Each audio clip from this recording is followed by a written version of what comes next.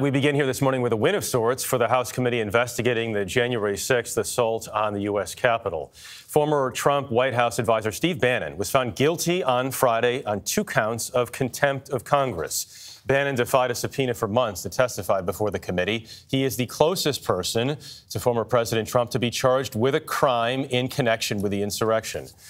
On Thursday, the committee concluded its last hearing before the summer recess. And after referencing a steady stream of new evidence, is planning more hearings in September. Christina Ruffini has more from Capitol Hill. Christina, good morning. Good morning, Jeff. As you mentioned, the threat of prosecution was really the only leverage the committee had to compel Steve Bannon to testify.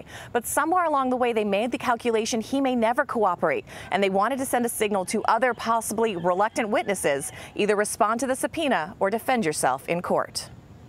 We may have lost a battle here today, but we're not going to lose this war. Former Trump advisor Steve Bannon was defiant after being found guilty on 2 charges of contempt of Congress. His attorney, David Schoen, says the court got it wrong. You will see this case reversed on appeal. Bannon was indicted in November for not complying with a subpoena from the January 6th Congressional Committee, claiming executive privilege protected him from having to cooperate. Now we have the January 6th Unselect Committee of Political Acts. Former President Trump blasted that committee at a rally last night in Arizona. If I announced that I was not going to run any longer for political office, the persecution of Donald Trump would immediately stop. This week, the January 6th committee held what was supposed to be its final finale primetime hearing. I don't want to say the election's over. I just want to say Congress has certified the results without saying the election's over, okay?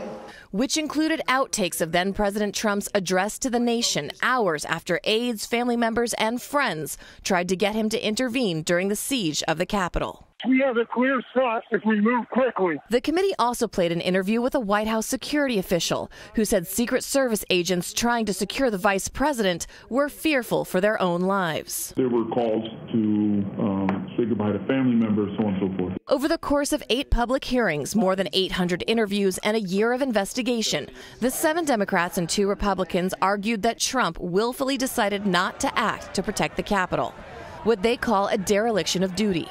The president certainly has criminal exposure. We will stop the steal. Now it will be up to the Justice Department to decide if it will take the unprecedented step of bringing charges against a former American president. No person is above the law in this country. I can't say it any more clearly than that.